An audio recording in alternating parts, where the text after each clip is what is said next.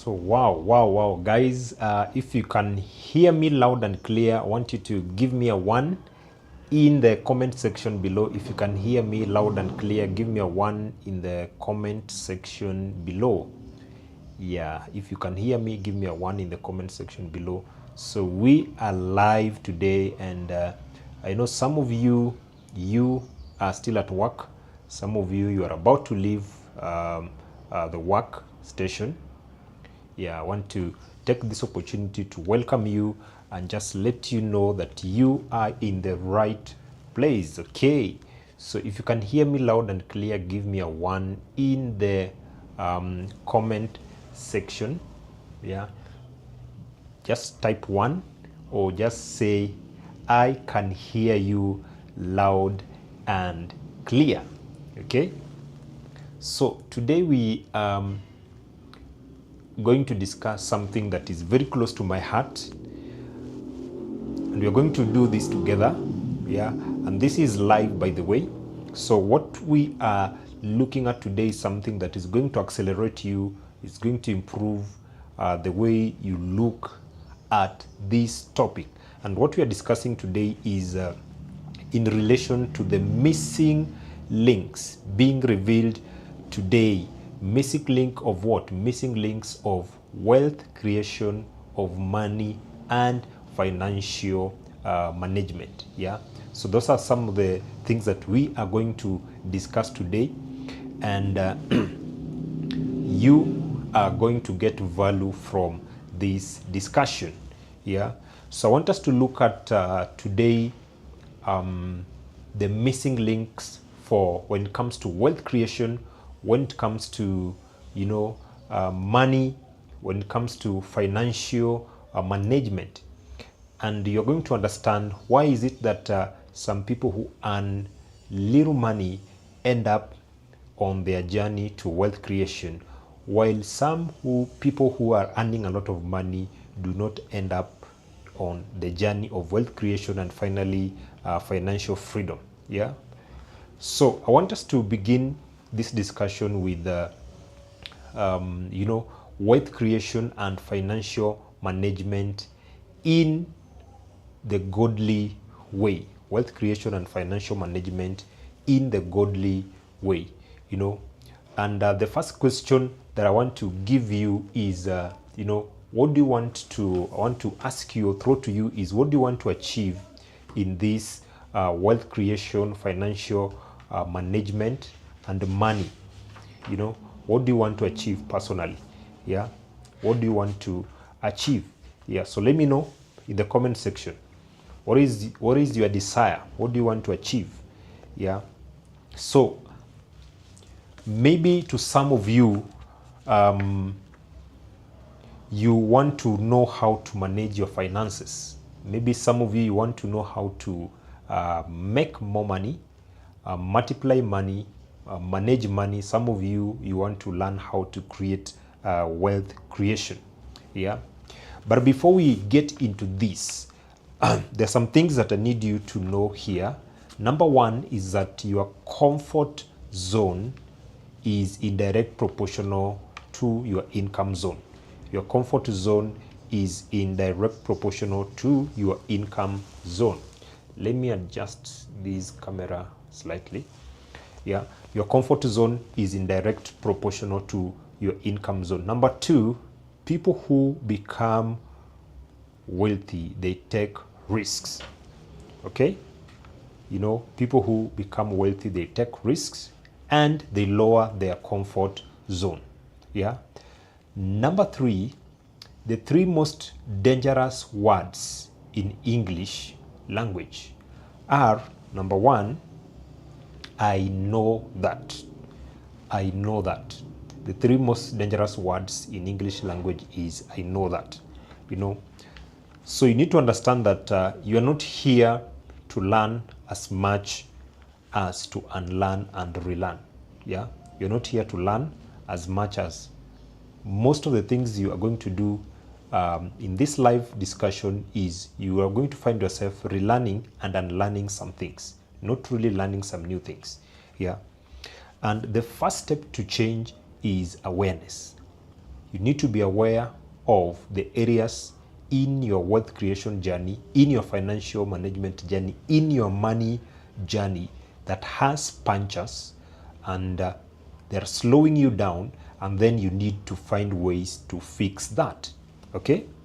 So, who is responsible in your financial, who is responsible in your financial journey, financial well-being?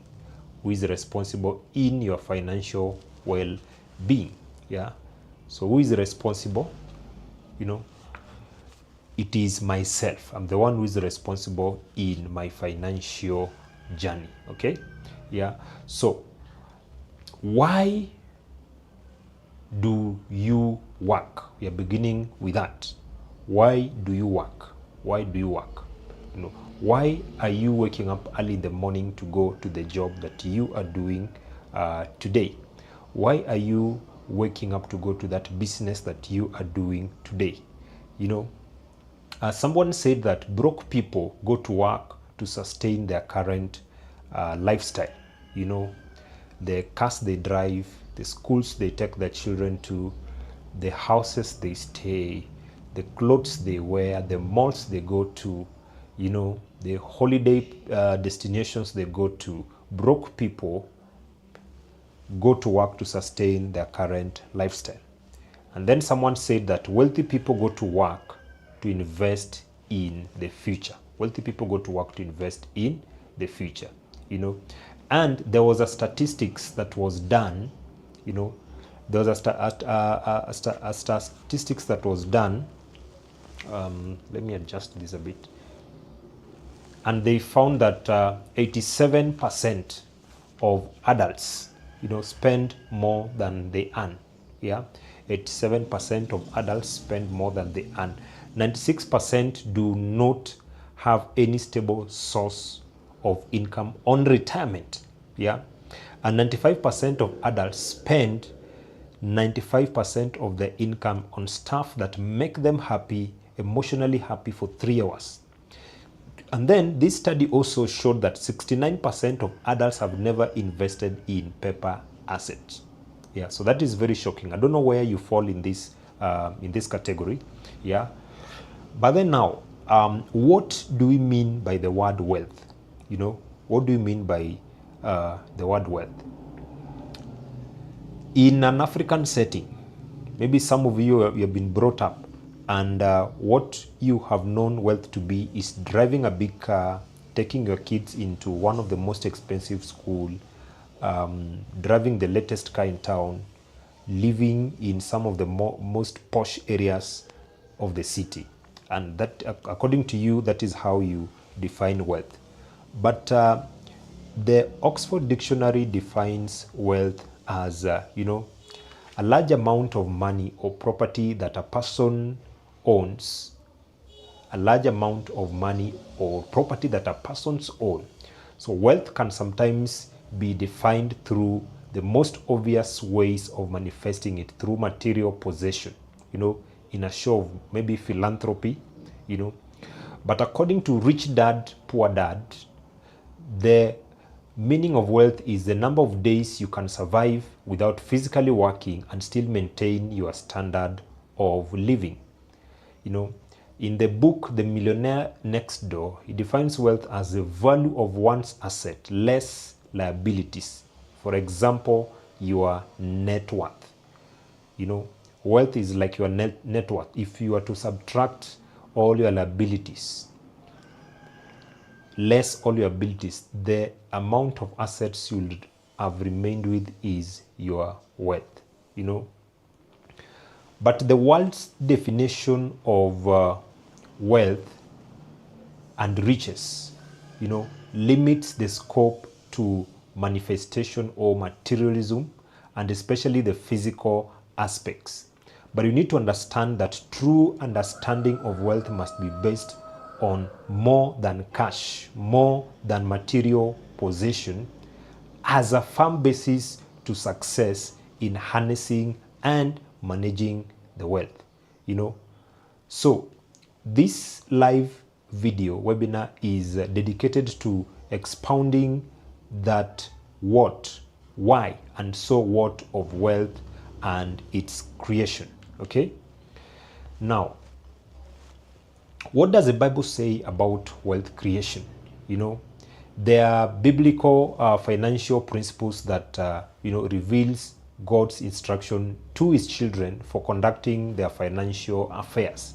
You know, and in keeping with one of the most important biblical themes, i.e., obedience to God, financial principles are real, and obedience to them demonstrate that Christians are trusting God in this area of their life.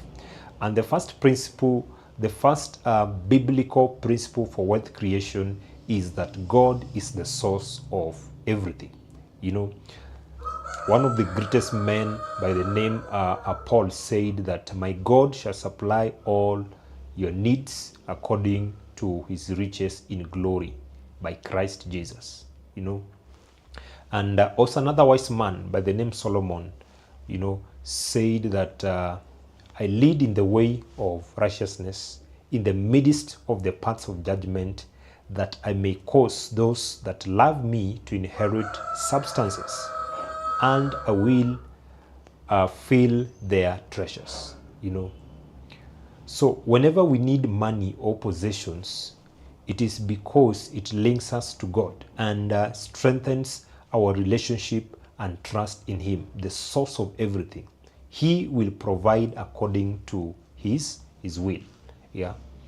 The second biblical rationale for wealth creation, the second thing that the Bible says about wealth creation is that the second principle of giving, give and it shall be given unto you, good measure, pressed down and shaken together and running over, shall men give unto your bosom. For with the same measure that you met with, it shall also be measured to you again. And another great man also said that one purpose of a thing was to teach the people of Israel to put God first in their lives. Okay? Now, the third principle in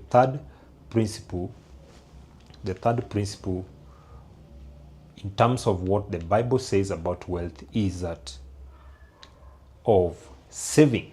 The third principle is a principle of saving, and saving means setting aside. Saving means you're setting aside something. You're setting aside something. Saving means you're setting aside, something for future use, objectively, And one of the greatest men who ever lived by the name Solomon said that there is treasure to be desired and oil in the dwelling of the wise, but a foolish man spends up everything. That is one of the famous quotes by one of the richest men who ever lived. And he also said that a prudent man foresees evil and hideth himself, but the simple pass on and are punished. So the fourth principle is stay out of unnecessary debts and thus avoid the debt trap. That is the fourth principle. A man by the name David said that the wicked borrow and do not repay, but the righteous give generously. So the minute you go into debt, you lose a portion of your freedom. The minute you go into debt, you lose a portion of your freedom. And one of the wisest men who ever lived by the name Solomon also said that the rich rules over the poor, and the borrower is a servant to the lender. So we are saying that the fourth principle is stay out of unnecessary debts, because the moment you borrow, then you lose a part of your freedom. The fifth principle is being contented with what one has. Being contented with what one has. A man by the name Paul said that as sorrowful yet always rejoicing, as poor yet making many rich, as having nothing yet possessing all things. Yeah. So you need to be contented with what you have. The sixth principle is keeping records and making a budget. Keeping record and making a budget. By keeping records, I mean you have a plan and you're being honest, with yourself. You'll realize that you won't get into financial trouble because you know what the limit is, and you become more efficient with what you have. The seventh principle is the principle of hard work. Solomon, one of the greatest men who ever lived, also said that in all labor there is profit, but the talk of the lips tends to poverty. He that tilleth or tills his land shall have plenty of bread, but he that follows after vain persons shall have enough poverty. So it is important to work. In the beginning, you really realize that God created, in the beginning God created. So even God was working, was doing something. So even God was at work and is at work. And this principle is there throughout. The eighth principle is seek godly counsel. A man by the name David, also one of the greatest men who ever lived, said that blessed is a man that does not walk in the counsel of the ungodly. So if you need financial advice, then you need to go to someone who makes his living selling the very thing he's contemplating buying. So whatever you want to buy, whatever advice you want to buy, you need to get it from someone who is practicing that advice in the marketplace, is applying that advice and is getting results in the marketplace. So as you learn to follow these eternal principles, when it comes to finances, money, wealth creation, and personal financial management, then you will know the joy that comes from trusting and obeying God. And amazingly, there are about 1,500 Bible verses relating to money and possession. And this proves that God is interested in matters money and wealth, in matters management of money.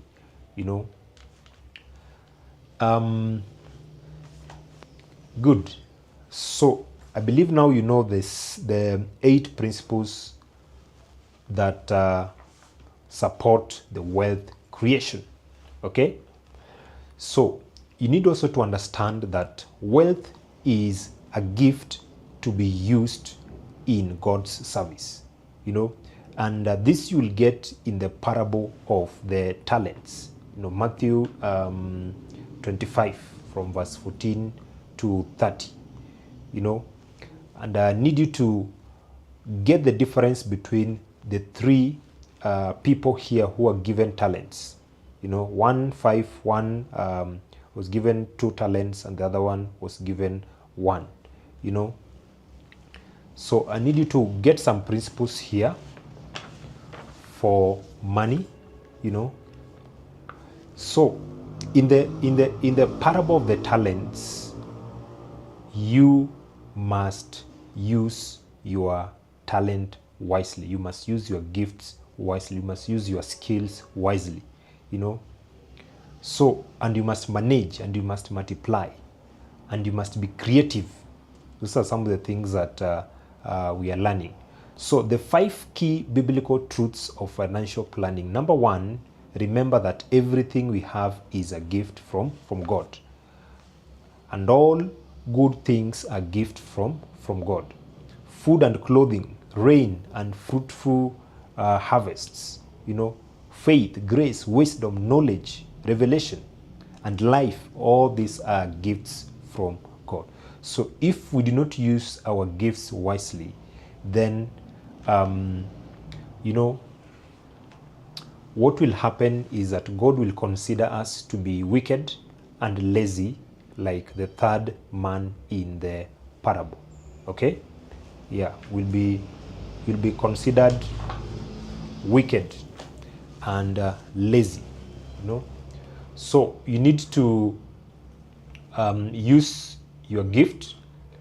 You need to identify what are some of the gifts that I have, what are some of the talents that I have, and you need to now begin to use them, and all these gifting and talents that we have been given are to be used for God's service. Okay? Number two,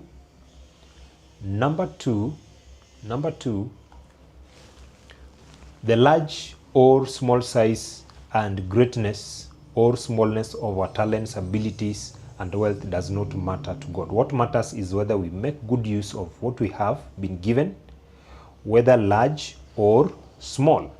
Okay? Number three, from everyone to whom much has been given, much will be required, and from the one whom has been entrusted, even more will be demanded. Yeah. Number four, the essence of the Christian life is in obeying and worshiping God and helping others. God has given each one of us important gifts for those purposes. Okay? And like these three men in this parable of the talent, our gifts may be great or small, but no matter how great or small our talents and abilities and wealth are, we are required to put them into good use. Okay? We are required to put them into good use. Yeah? Okay? Number five lesson that is coming up is the issue of stewardship. The continued achievement of God's given goals using God-given resources. Yeah. Stewardship. So the 7 keys to manifesting the power to get wealth in your life is: number 1, it is you.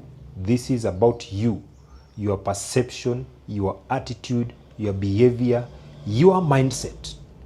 Number 2 is remember the Lord your God. Number 3, He gives you.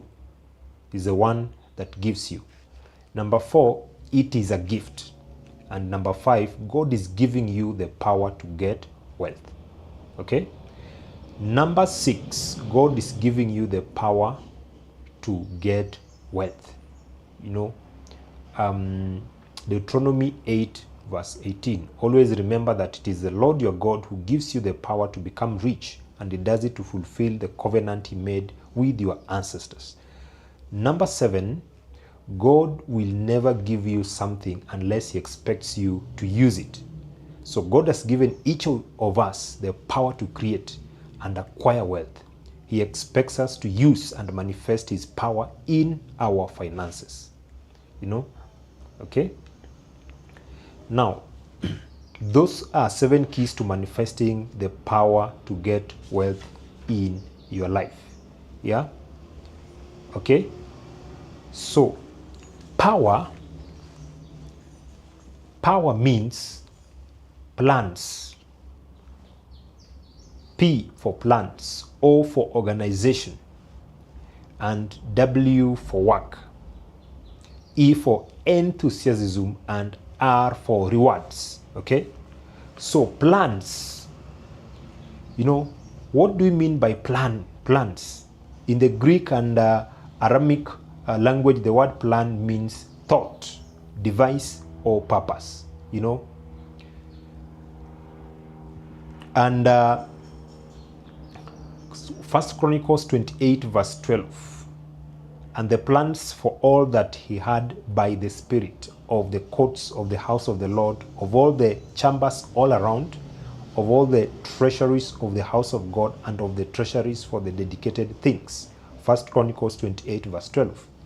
1 Chronicles 28 verse 19, what does it say about planning? And this, said David, the Lord made me understand in writing by his hand upon me all the works of these plans. So you can also see that these people were planning. Proverbs 21 verse 5, the plans of the diligent lead surely to plenty, but those of everyone who is hasty surely leads to poverty. So the 5 P's of planning is proper planning prevents poor performance. I want you to type that in the comment section. Proper planning prevents poor performance. You know, the 5 P's of planning is proper planning prevents poor performance. So you need to realize that God has plans. God has plans. And the plan of God is to give you power to create wealth. Okay? God has a plan, and God's plan is to give you power to create wealth. The second O in the word power means organization. Yeah?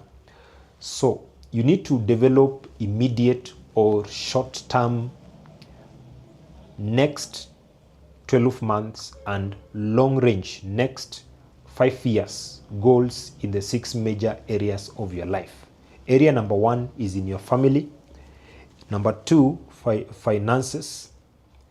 Number 3, in your mental part of you. Number 4, social. Number 5, physical. And number 6, spiritual. So you need to develop short-term goals and long-term goals for these 6 areas of your life. Yeah, between 1 year and short one 1 year, long one 5 years. So you need to develop a written plan of action for each area with specific goals, and you need to prepare a specific timetable for implementing each goal in your plan of action. You know, and you need to create a file for each goal in the major areas of your life so you know where they are. And then you also need to be monitoring the progress in each of these areas on a regular basis. So organization means power, and then W means work. You know, the word work means that anything accomplished by hand, art, or industry, or mind. Okay, now the lasting life-changing wealth will only come through effective God-inspired work. The only lasting life-changing wealth will only come through effective God-inspired work. And Solomon said that wealth not earned but won in haste or unjustly, or from the production of things for vain or detrimental use, such riches will dwindle away. But he who gathers little by little will increase his riches. Proverbs 13 verse 11. Wealth not earned but won in haste or unjustly, or from the production of things for vain or detrimental use, such riches will dwindle away. They will fade away. They will disappear. But he who gathers little by little will increase his riches. Okay, are you learning something? If you are learning something, type I'm getting value. Type what you have gotten so far, yeah, in the comment section. If you have gotten some value, type what you have gotten so far in the comment section. Yeah, type what you have gotten so far in the comment section. Yeah. So what is the psychology of wealth creation? But before we go to the psychology of wealth creation, you know, Galatians 6:4 says that let every person carefully scrutinize and examine and test his own conduct and his own work. He can then have the personal satisfaction and the joy of doing something commendable. So you need to develop your plan with a proper organization and begin to implement your strategies. Then E means enthusiasm. Okay, you know, the last four letters of the word enthusiasm are EASM, and this literally means I am sold myself. You know, Colossians 4:12-13 says, laboring fervently for you in prayers that you may stand perfect and complete in all the will of God. He has a great zeal for you. Now, zeal means excitement of the mind and the favor of the spirit. So enthusiasm is contagious. It is simply transferring how you feel, you know, about a person, how you feel about a place, how you feel about a thing, you know, or how you feel about other people. So enthusiasm is power. It's like some excitement that you have, you know. Then there's the word R in power, which is the last one, means reward. So reward means dues paid for work. So God will bestow rewards upon our good deeds and endeavor. And you can achieve the reward of wealth with proper planning, good organization, diligent work, and enthusiasm. And we have said enthusiasm simply means, you know, that excitement, some energy in the house, you know, yeah, okay? So I want you to know that you've got power and you have every ability you need to get wealth. What are you doing with it? Okay? What are you doing with it? Yeah? What are you doing with it? Okay? So I want us to move to the psychology of wealth creation. And there is something we call the mindset of wealth. So wealth is first and foremost a mindset, and the psychology that gets you to where you want to be without being distracted by fear, obstacle, or any other life challenge. So research has shown that 80% of success in any endeavor, including financial success, is psychology, and 20% technical or mechanical. You know, research has shown that success in anything is 80% psychological and 20% physical. So to get to the place of true financial freedom, then you need to understand one of the life's core lessons. You never get beyond scarcity. You have to start beyond it. Okay? And you need to also learn that you have to redirect your focus away from what's missing and to all the reasons that you know, will make you feel wealthy now.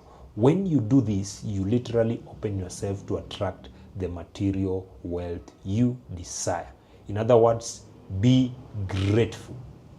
You know, there is something that you have. Okay? So what is your gratitude list? What are you grateful about?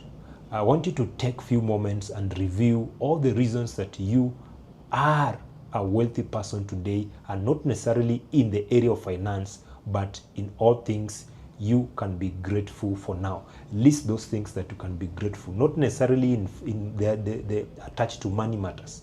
You know, love of people in your life, material comforts that you enjoy today that were not possible 5, 10, or even 20 years ago. List them and be grateful for them. You know, having choices, having freedoms, you know, our grandparents only dreamt of. What are those choices and freedoms that you have now? Yeah. So if you can get associated to all things you can be grateful for, it will place you in a different emotional and psychological state. Okay?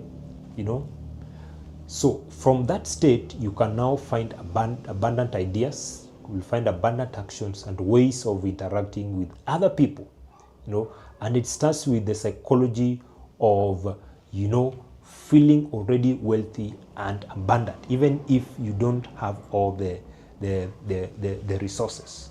Yeah? Okay? So what are the things you are grateful for right now? I want you to list them, type them in the comment section. What are some of the things you are grateful for? Type them in the comment section. you know. Good. So how you do anything is how you do everything, said some wise man. How you do anything is how you do everything. Opportunities are everywhere. Your subconscious mind is very fast. Okay. Now I want us to do a money association exercise. And there is a parable of the lost coin. And the question is, do you really care? Luke 15 verse 8 to 10. You know, there's a parable of the lost coin. Yeah. And I want you to go through the parable. Okay. I want you to go through the parable. Yeah. Go through the parable. Okay. Yeah. So, and answer these questions. Some people say that money is evil. Some people say money is hard to get. Money is the root of all evils. Wealth is hard to get. You know, wealth is evil. Rich people are thieves. Rich people are corrupt. The reason I can't or may not become extremely wealthy are, you know, list those several reasons that you have. Some of the possible negatives about being rich or trying to go through the process to get rich. Can you list some of those negatives? My greatest worry of and fear regarding money and wealth are this, that. Can you list them? You know, I may be proud, for example. The worst thing about money is it will make me its slave. So you're afraid of it. So you realize that all these things are negative mindset, psychological negative mindset that you need to unlearn and relearn. So you need to escape self-sabotage and flawed thinking. So these are some of the flawed thinking that we have about money, you know. And this session is to completely unplug any self-destructive beliefs you have about money and its accumulation, and plug in new psychology into your mind about just how important money is, what these beliefs mean to your unconscious mind, you know. And you need to realize that wealth creation may just be the most important concept you have ever come across. You know, the wealth you create and accumulate is a symbol of your life. You, your life, your work, your value, you know, your value of yourself. You know, and some of the key considerations, yeah, some of the key considerations that you need to consider around the self-sabotage and flawed thinking. Question number one is, now, what causes people to verbalize odd phrases like this about money? You know, like money is evil, or rich people are thieves, you know. What are some of the causes that make people to verbalize all these odd phrases about money? You know, so you need to realize that there is a powerful disempowering psychology that exists in the world about money and what it means. You know, it's only money. Money isn't everything. Money is the root of all evil. Now, the implications of this statement to the subconscious mind are that your work isn't anything, it's useless, worthless, good for nothing, and that is the beginning of self-sabotage.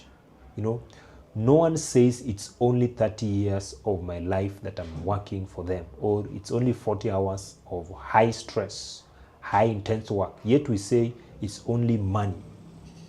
But the two are linked together. So let's make a deal, you and me. Let's rubber stamp this notion that the most important thing in life is the love for God and the people you deeply care about. You know, there is the richness of those relationships, yeah, that we need to understand. Question number two, what have we learned so far? You know, I learned very quickly that without money, essentially you cannot function without becoming an, you know, enormous burden to someone else. Yeah? Okay? So without thoughtful, careful, and detailed financial planning, your life can be 100% destroyed by lack of money, not hurt. Your life will be destroyed by lack of money if you don't have detailed financial planning about money. And you become an enormous burden to other good-hearted people who try and help you through these difficult times, and even they will burn out eventually. Now, let's read the following statement again. It's only money. Money isn't everything. Money is the root of all evil. So many people are saying that. And some more negative thoughts you have about being wealthy and having more money, you need to dig them in your mind and, get them out and just unlearn them. Yeah, unlearn them. Yeah, you need to get them out and learn them. Okay, get them out and learn them. Yeah. So millions and millions of children are lacking basic needs. Yeah, like school fee, food, healthcare, shelter, water. And while living in abject poverty. Yeah, in Kenya, in Africa, and beyond. And they are dying every single minute and every single day, usually needlessly. So if those children had money, they would eat, live, but they don't, and they won't have money. Why? It's that simple. Again, our thoughts churn out that it's only money. Money isn't everything. Money is the root of all evil. Without money, there is little, nothing that, you can do about anything. You know why? Because you don't have enough money. So it's that simple. So if you don't stabilize your family for the long term, there is little you can do to impact the world in any meaningful way. Okay? Are we together up to that point? Yeah? So you need to get your life planned for and cared for so you have the ability to help change the world. And wealth creation is the only way you can protect yourself and those you love from everything we've been talking about. It's not complicated, and you have an absolute right and moral obligation to accumulate wealth so that you can guarantee that your family will be safe, will be secure, and literally have an opportunity for happiness for the long term. You have that right and that privilege. So don't blow it on negative, disempowering ideologies, beliefs, or meaningless catchphrase. So don't limit yourself. Yeah. So the key point you need to start today, I want you to think about the following. Yeah. Know what you spend your money on: pension, education, books, investment, house, and then something or really anything that will give you a lifetime of benefit and growth instead of something that makes you feel good for the next 3 hours. Number 2, make your expenses something that will make you happy for your lifetime and not for the next few minutes. Avoid short-term pleasure for long-term gain. There are people with the normal intelligence who really believe that a paycheck is something they're given and not something they have earned. So when you earn something, you want to keep it and, invest it. When you are given something, it normally has substantially less value. Whatever you are given will normally have less value. But something that you have earned yourself, you'll value it and you'll reinvest it.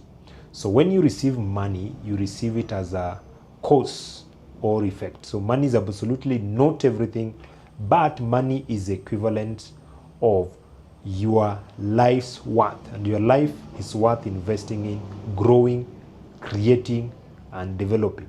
So I want you to make a commitment and promise yourself that you are going to utilize the money you acquire to create and accumulate wealth.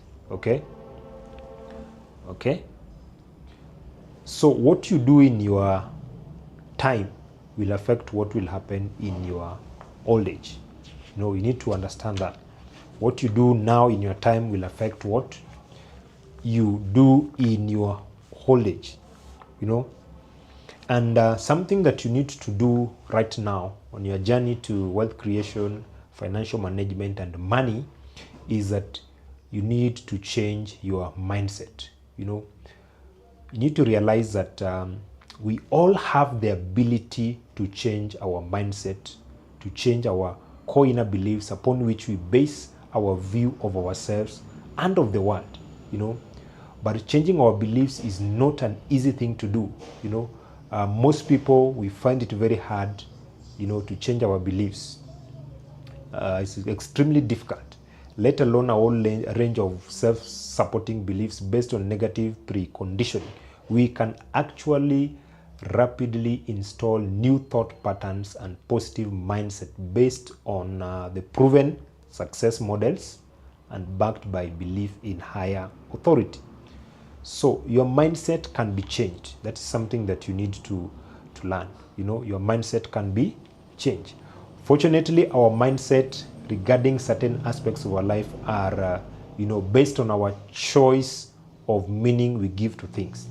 So if we consciously decide to develop a positive mindset, empowered by a positive thinking, together with an attitude of joyous expectance of only the best, we put ourselves in the correct frame of mind to propel ourselves into proper action without, expecting successful outcomes. And often there are external events, external issues, external occurrences that seem to rush in to assist with our intended result. So the knowledge that our positive mindset can translate into a world of difference regardless of the goal we seek is very powerful. And there are 3 success mindset fundamentals that you need to know. Number 1, mindset self-confidence. Mindset self-confidence. If you don't believe in yourself and your capability, then your self-esteem will suffer. And this results not only in a sense of worthlessness, but also helplessness and even hopelessness. And this in turn will make you feel inadequate and see everything as pointless. So it is easy to stop trying to achieve because there's simply no point. You are defeated before you even begin. And that's why the correct self-confident mindset is very crucial to all other mindset that you may adopt. Okay? But first, you must tackle the root. You must first tackle the root, And when you have empowered yourself with the confidence and the belief in yourself, then you'll be better able to accomplish the things that you are good at. You'll be better able to learn new things. You'll be able to accomplish your goals and objectives. Now, you are empowered from the inside out upwards, or a vicious circle, spiraling downwards, depending on your choice. Number 2, mindset, determination, and perseverance. Part of the positive mindset that you need to develop includes determination. You need to be determined, and perseverance to overcome failures when they occur, because no one can go through life without failing. Okay? The difference is the reaction and the meanings that you give to those failures. So if you take a failure as a meaning, you are wasting your time and react by giving up, then often you are not realizing your true potential. So part of the positive mindset is knowing that you will experience failures along the way, and that is normal. Okay? That is very normal. Okay? In life, and you should not put undue importance on some failures. So being able to evaluate correctly what went wrong and why, and to see failure in the light of possibilities, potential, and empowerment to perhaps try harder, or by tackling the problem in a different way, is very important. So it is the acknowledgement that very few things worth having are so easily attained. A positive mindset is conscious of the fact that one failure is not the end of the story, but just one way it didn't work. So true failure only comes when we stop trying altogether. Number 3 is mindset action. You know, the correct positive mindset leads to success. And even when you are unsure or unable to proceed because of lack of knowledge or a skill, a positive mindset will allow you to research and acquire those skill set until you're able to achieve the actions you already know are necessary and important to succeed. Okay? So your thought patterns are what lead to your feelings of potentiality, action, and results, your thought patterns. So simply by changing your mindset, it is possible to change not only the way you look at life, but also you're also going to change some action results that you obtain in life. Okay? Yeah. So if you're getting value, I want you to type in the comment section, I am getting value. If you're getting value, I want you to type in the comment section, you are getting value. Yeah. If you are getting value, I want you to type in the comment section, you are getting value. Yeah. And what have you learned so far? Type in the comment section. What you have learned so far, I want you to type it in the comment section below. Yeah. Type it in the comment section below. Whatever you have learned, I want you to type it in the comment section below.